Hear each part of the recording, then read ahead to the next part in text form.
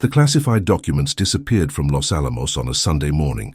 Blueprints for a new generation of tactical nuclear warheads. Gone during church services, federal agents found prayer cards in their place, each one marked with a small cross in red ink. The same cross that appeared at 17 other security breaches across 4 states, all on Sundays, all during worship hours. Someone was using God as cover. The spring of 1953 brought an escalation to the Cold War that most Americans never saw in their morning newspapers. A shadow conflict fought not in the trenches of Korea or the diplomatic halls of Geneva, but in the research laboratories, military installations, and government offices scattered across the American heartland, where the nation's most critical technological advantages were being systematically compromised. The Soviet Union had detonated its first hydrogen bomb just months earlier, a devastating demonstration that shocked Western intelligence agencies who had estimated the Soviets were years away from such capability, and the explosion raised terrifying questions about how Moscow had closed the technology gap so rapidly. Despite the elaborate security protocols that surrounded every aspect of America's nuclear weapons program, the Federal Bureau of Investigation had opened more than 200 counterintelligence investigations in the first quarter of 1953 alone, each one probing potential security breaches that ranged from stolen technical documents to compromised communications systems.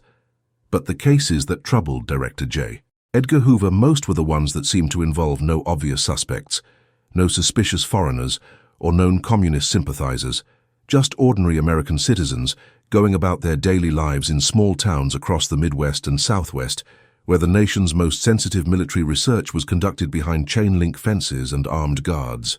Special Agent Christopher Walker had spent 11 years hunting Soviet intelligence operatives on American soil, a career that began in 1942 when he joined the FBI's New York field office, fresh from law school at Georgetown University, and was immediately thrust into counter-espionage work as the Bureau scrambled to identify Nazi sympathizers and Axis agents operating in the United States during the early years of World War II.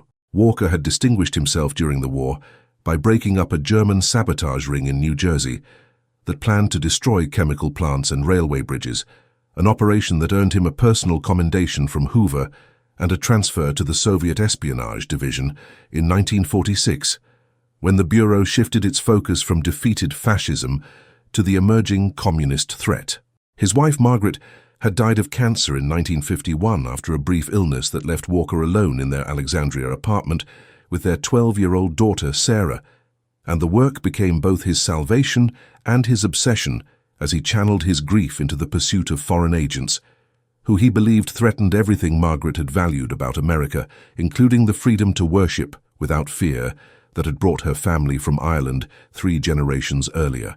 The current investigation had consumed Walker for 6 months, since the first technical documents vanished from a uranium enrichment facility in Oak Ridge, Tennessee, and what initially appeared to be a simple case of document theft by a disgruntled employee had evolved into something far more sophisticated, as the pattern of disappearances revealed a level of coordination and inside knowledge that suggested a large and well-organized espionage network operating with remarkable efficiency. The breakthrough came from an unlikely source during the second week of April, when a postal inspector in Albuquerque noticed an unusual pattern in the mail sorting records for several churches in New Mexico and West Texas.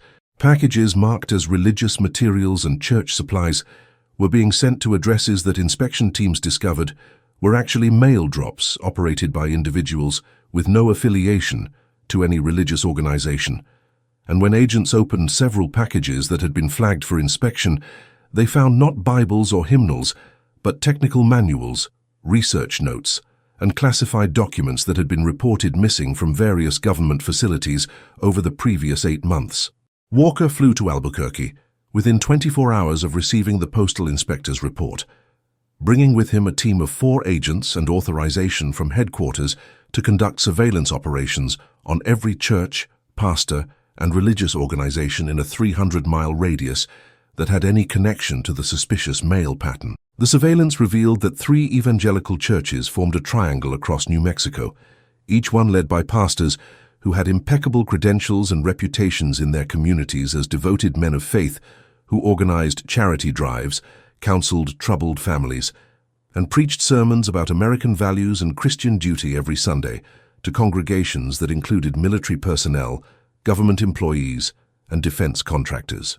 Pastor Paul Robinson in Los Alamos had served as a military chaplain during World War II and received a Bronze Star for his service with Marines in the Pacific Campaign, while Pastor Joshua Lewis in Albuquerque had founded a successful youth ministry that kept hundreds of teenagers off the streets through sports programs and Bible study groups. The third pastor, Stephen Clark, operated a small church in the desert town of Socorro that served as a spiritual home for scientists and engineers who worked at the White Sands Proving Ground 60 miles to the south, and his Wednesday evening prayer meetings regularly drew 30 to 40 attendees who discussed their struggles with faith, family, and the moral implications of building weapons capable of destroying civilization. Walker sat in an unmarked sedan outside Clark's church on a Wednesday evening in late April, watching through binoculars as government employees and military contractors filed into the modest wooden building that had been constructed by the congregation's own hands 15 years earlier. The prayer meeting would last 2 hours according to the pattern they had observed over 3 weeks of surveillance, and Walker had positioned agents at every exit with cameras to document everyone who attended. The spring wind carried dust across the empty parking lot, where 24 cars sat in neat rows beneath a darkening sky, temperature dropping fast, like it always did in the desert after sunset. Walker checked his watch. 7:15. The meeting had started 15 minutes ago. Everything appeared normal. Then the back door of the church opened, and Pastor Stephen Clark stepped out alone, carrying a leather satchel that Walker had never seen him use before. Clark walked quickly to a pickup truck parked at the far end of the lot, placed the satchel in the truck bed and covered it with a canvas tarp. He was back inside the church within 90 seconds, the entire movement executed with the precision of a man who had done it many times before. Walker grabbed his radio. His hand was shaking, not from cold. Walker ordered his team to follow the pickup truck while he remained at the church to observe the prayer meeting through its conclusion, a tactical decision that reflected years of counterintelligence experience, teaching him that watching what happened after a suspicious action often revealed more than pursuing the obvious lead immediately. The prayer meeting ended at 9:30 as scheduled, with congregants emerging from the church in small groups that lingered in the parking lot for another 20 minutes, exchanging pleasantries and making plans for Sunday services before finally departing in their own vehicles. And Pastor Clark was among the last to leave after locking the church doors and checking the perimeter with a flashlight that he swept methodically across the building's foundation and windows like a man trained in basic security procedures. Agent Kevin Robinson radioed at 10:15 to report that the pickup truck had driven directly to a farmhouse 18 miles north of Socorro, where the driver had retrieved the satchel and carried it inside a structure that appeared to be a residential property with no unusual features, except for an unusually tall radio antenna mounted on the roof, the kind typically used by amateur radio enthusiasts who were common enough in rural areas that they rarely attracted law enforcement attention. Walker authorized continuous surveillance of the farmhouse and returned to the FBI field office in Albuquerque, where he spent the remainder of the night reviewing everything the Bureau had compiled on Stephen Clark, Joshua Lewis, and Paul Robinson over the previous 3 weeks of intensive investigation. The files revealed biographical details that made the men appear almost identical in their commitment to both faith and country, a pattern so consistent it seemed designed rather than coincidental when examined with the suspicious eye that Walker had developed after more than a decade investigating Soviet intelligence operations.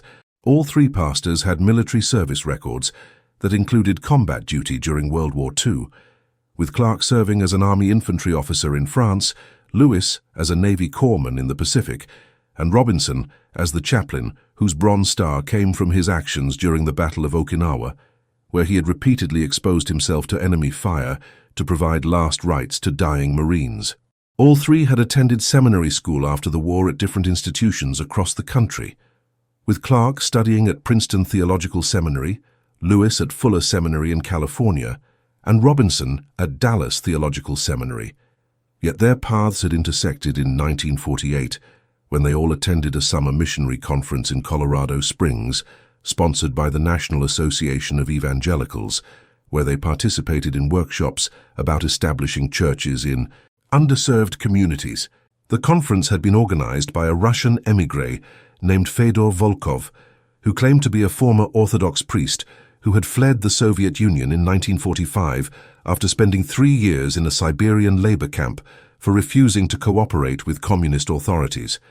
And Volkov's passionate speeches about the spiritual darkness that had descended on his homeland apparently inspired the 3 American pastors to dedicate themselves to ministry in communities where defense workers and military personnel needed spiritual guidance during the anxious early years of the Cold War. Walker studied the photographs of Fedor Volkov that had been taken at the missionary conference, images that showed a gaunt man in his early 50s with intense dark eyes and a thick beard, who stood at a podium gesturing dramatically, while an audience of several hundred evangelical Christians listened with rapt attention to his descriptions of religious persecution in the Soviet Union. The Bureau had opened a file on Volkov in 1949 after receiving a tip from the Office of Naval Intelligence that the Russian émigré's background story contained inconsistencies, including the fact that Soviet records captured after the war showed no evidence of any Orthodox priest named Fedor Volkov being imprisoned in Siberia during the time frame he claimed, and several former prisoners who had actually survived the camps reported never encountering anyone matching his description despite the relatively small population of clergy who had been sent to that particular facility. The investigation into Volkov had stalled when he disappeared from Colorado Springs in 1950, leaving behind an apartment cleaned of all personal possessions and no forwarding address. But the 3 pastors he had mentored continued their ministries in New Mexico, with growing congregations and expanding influence in communities that happened to surround some of America's most sensitive nuclear research facilities. Walker circled Volkov's photograph with a red pen and wrote a single word in the margin that captured what his instincts were telling him about the entire operation: handler. The decision to approach Pastor Robinson directly came after 2 more weeks of surveillance that documented a sophisticated communication system operating beneath the cover of legitimate religious activities that any casual observer would find completely innocent and unremarkable. The 3 pastors conducted monthly joint prayer retreats at a campground in the Sangre de Cristo Mountains, where they brought select members from their congregations for weekend gatherings that combined Bible study with outdoor recreation, and the retreats provided perfect cover for private meetings between the pastors and certain congregants, who all happened to work in positions that gave them access to classified information about nuclear weapons research, missile development, and radar technology. Walker obtained authorization from headquarters to install listening devices in several cabins at the campground before the next scheduled retreat in early June, a technical operation that required his team to pose as maintenance workers, completing repairs during a 2-day window when the facility was closed for routine upkeep. The recordings from the June retreat confirmed what Walker had suspected, but still shocked him with their brazen clarity when he listened to them in the secure room at the Albuquerque field office. Pastor Robinson's voice came through the hidden microphone with perfect quality, as he met privately with a civilian engineer named Thomas Bennett, who worked on guidance systems for intercontinental ballistic missiles at a classified facility near Alamogordo. Robinson opened the meeting with a prayer asking for wisdom and protection, then spent 5 minutes discussing Bennett's family situation and offering counsel about his teenage son's struggles with alcohol, before transitioning smoothly into questions about Bennett's work that were framed as innocent curiosity about how the engineer reconciled his Christian faith with his participation in building weapons of mass destruction. Bennett responded with surprising openness, describing technical details about the guidance systems he was developing and expressing doubts about whether his work served God's purposes, and Robinson listened with what seemed like genuine pastoral concern before suggesting that perhaps Bennett's knowledge could be used to prevent nuclear war by helping people of good faith understand the true capabilities and limitations of these terrible weapons. The engineer agreed to provide documentation that Robinson said would be used only for educational purposes to help other Christians think through the moral implications of nuclear deterrence. The entire conversation lasted 32 minutes. Not once did Robinson mention the Soviet Union or espionage or anything that would alarm a man who believed he was talking to his trusted spiritual advisor. The manipulation was flawless, professional, trained. Walker drove to Los Alamos on a Tuesday morning in late June and attended the early service at Paul Robinson's church, sitting in the back row among 200 congregants who filled the wooden pews of a building that Robinson's congregation had expanded twice to accommodate its growing membership. Robinson preached a sermon about faith in difficult times, using examples from the book of Daniel about believers who remained true to their convictions even when surrounded by a hostile empire. And Walker watched the pastor's face carefully as he spoke with obvious passion about the courage required to stand firm in one's beliefs, regardless of what powerful institutions demanded. After the service, Walker introduced himself to Robinson in the fellowship hall where coffee and donuts were being served, showing his FBI credentials quietly and asking if the pastor might have a few minutes for a private conversation about a matter of national security. Robinson's expression never changed from its pleasant ministerial smile. No surprise registered in his eyes. No fear or calculation flickered across his features. He simply nodded and led Walker to his office at the rear of the church. They sat across from each other in uncomfortable chairs. Robinson folded his hands and waited. Walker opened his notebook. Then Robinson spoke first, in a voice that carried no trace of worry. Just calm certainty, like a man who had been expecting this moment for years and had already decided what he would say when it arrived. Robinson began speaking before Walker could ask his first question, a tactical maneuver that immediately shifted the power dynamic in the small church office, where sunlight filtered through dusty blinds and cast shadows across the pastor's desk, covered with open Bibles, pastoral counseling books, and handwritten sermon notes that looked authentically used rather than staged for appearances. The pastor explained that he had been expecting federal investigators to eventually make the connection between the churches and the missing documents, though he admitted some surprise that it had taken the FBI 6 months to identify the pattern given how obvious it seemed in retrospect, and his tone carried neither defiance nor fear, but rather a kind of resigned acceptance that suggested a man who had already made peace with whatever consequences his actions might bring. Robinson spoke about his experiences in World War II with unusual specificity, describing the Battle of Okinawa in vivid detail that included the names of Marines he had watched die in his arms, boys barely 20 years old who called for their mothers as their blood soaked into the volcanic soil of an island that would be forgotten by most Americans within a decade, despite the 35,000 casualties that made it the bloodiest campaign of the Pacific War. He explained how those deaths had changed his understanding of faith and duty, forcing him to confront questions about whether a God who allowed such suffering could truly be called just or loving, and how he had emerged from the war determined to prevent future conflicts that would send another generation of young Americans to die on foreign battlefields for causes that served the interests of powerful institutions rather than ordinary people. The pastor's confession unfolded over 90 minutes, during which Walker said almost nothing, recognizing that Robinson wanted to tell his story and that interrupting would only cause him to retreat behind legal protections and attorney consultations that would end the conversation immediately. Robinson described meeting Fyodor Volkov at the missionary conference in 1948 and being initially inspired by the Russian émigrés' passionate descriptions of religious persecution in the Soviet Union, stories that resonated with Robinson's own beliefs about the importance of faith in troubled times, and his desire to bring spiritual comfort to communities dealing with the moral complexities of the nuclear age.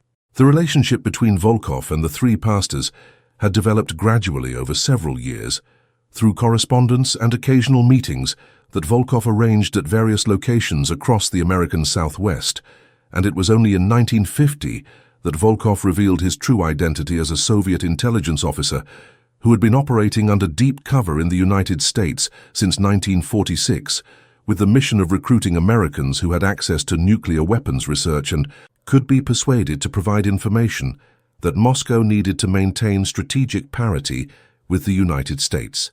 Volkov's pitch to the pastors had been sophisticated and carefully tailored to their religious convictions, arguing that preventing nuclear war required both superpowers to understand each other's capabilities so that neither side would be tempted to launch a preemptive strike based on false assumptions about technological advantages, and he presented cooperation with Soviet intelligence not as treason, but as a form of ministry that could save millions of lives by reducing the chances of catastrophic miscalculation during a crisis.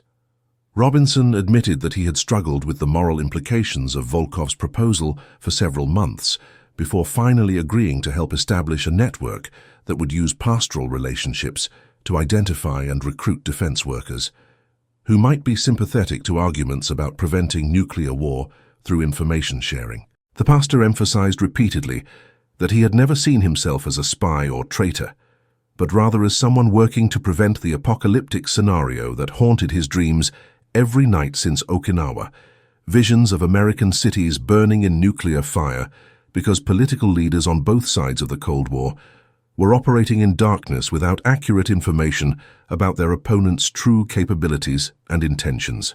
He insisted that the network had been selective about what information they passed to Volkov, focusing on technical details about weapons systems and avoiding anything related to troop movements, intelligence operations, or information that could directly endanger American lives, though Walker knew from the classified documents that had been recovered that this rationalization was either self-deception or an outright lie, since the stolen materials included extremely sensitive data about radar, installations and communications protocols that could absolutely be used to plan military operations against American forces. Walker listened to Robinson's justifications with growing anger that he kept carefully hidden behind his professional FBI demeanor, understanding that showing emotion would disrupt the flow of information that the pastor seemed desperate to share with someone who might comprehend the impossible moral position he claimed to occupy. The agent asked about the current status of the network and whether operations were continuing despite the Bureau's investigation, and Robinson's response suggested that Volkov had already initiated contingency plans to evacuate key assets and shut down communication channels that might be compromised.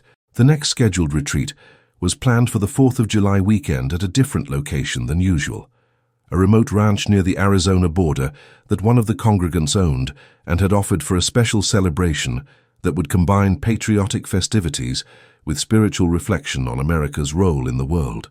Robinson said that approximately 40 people were expected to attend, including several scientists and engineers who worked on classified projects, and Volkov had indicated that this gathering would be the last one before the network went dormant for at least a year, while Soviet intelligence assessed the extent of FBI awareness and developed new operational procedures that would be harder to detect.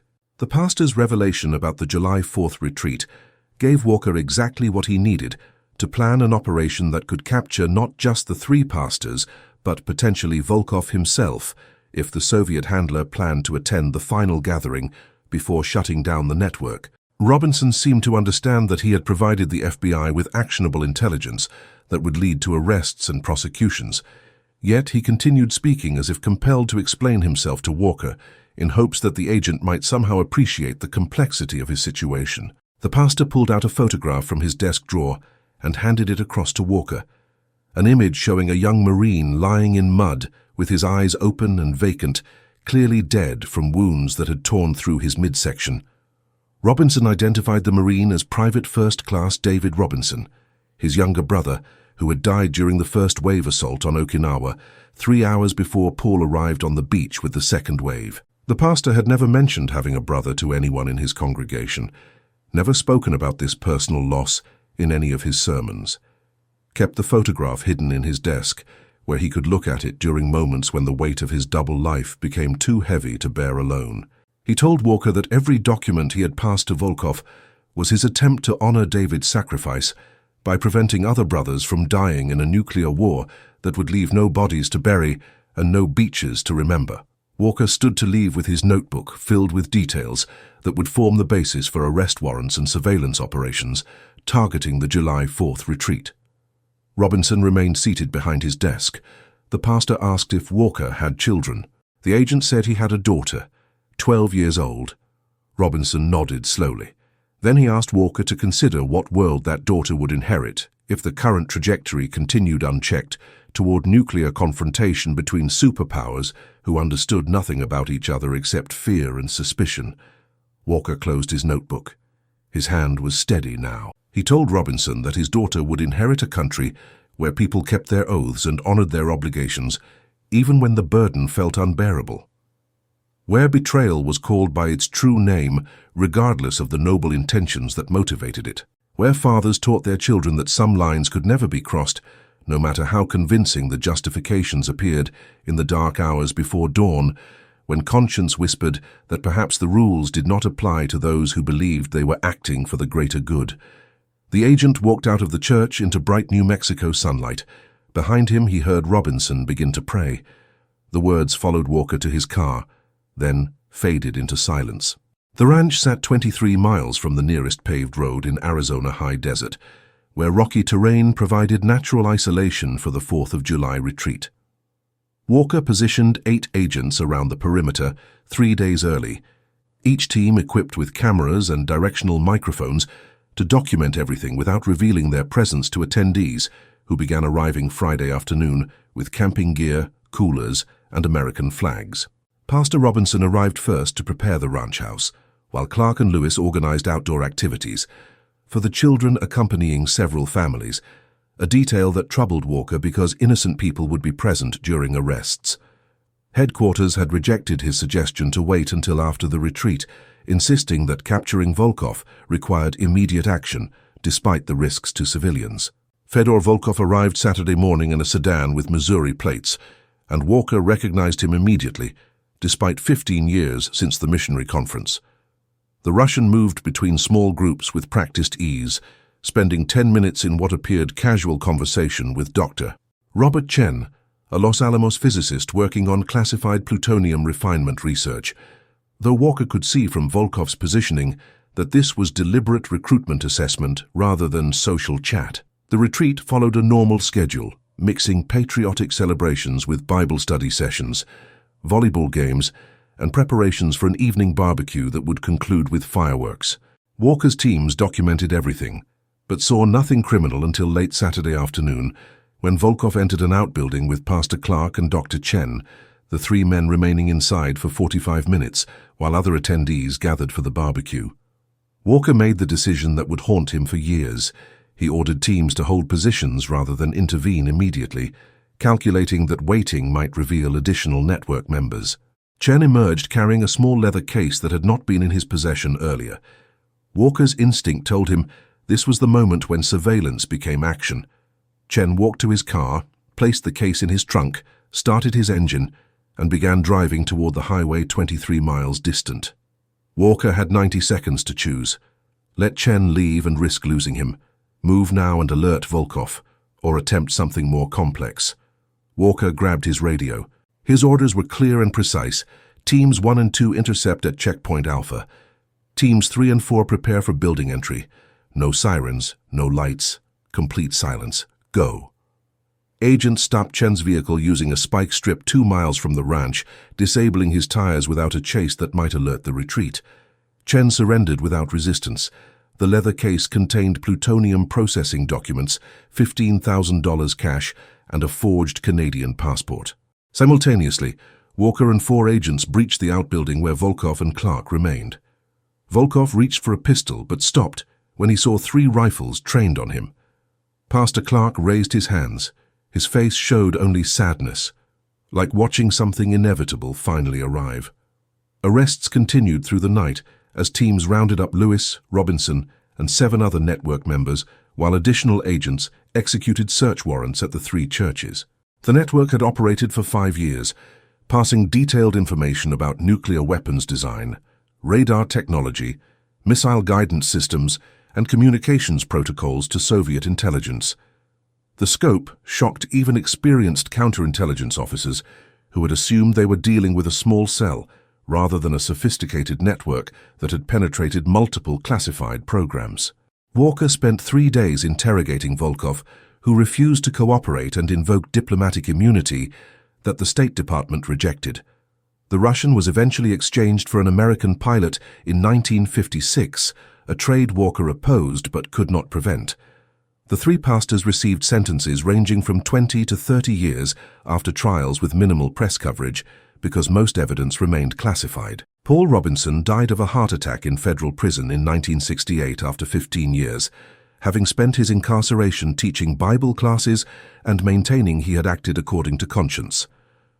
Joshua Lewis served 18 years before release in 1973, returning to ministry at a small Oregon church, where he worked with veterans until his death from cancer in 1987. Stephen Clark was released in 1981 after 28 years and lived quietly in New Mexico, refusing all interviews. Dr. Chen cooperated with investigators, received 8 years in exchange for testimony, then worked as a physics teacher under a different name. Christopher Walker remained with the FBI until retirement in 1974, rising to Deputy Director of Counterintelligence. He never spoke publicly about the case, despite opportunities to claim credit. His daughter Sarah later told interviewers that her father kept a photograph of Paul Robinson on his desk for years after the arrests, though he never explained why. Walker died in 1991, months after the Soviet Union collapsed and the Cold War finally ended. The question of whether the network's espionage prevented war or accelerated Soviet weapons development remained debated among historians, one of many moral ambiguities from an era when ordinary people made extraordinary choices based on beliefs that seemed clear at the time, but grew more complicated with distance and reflection.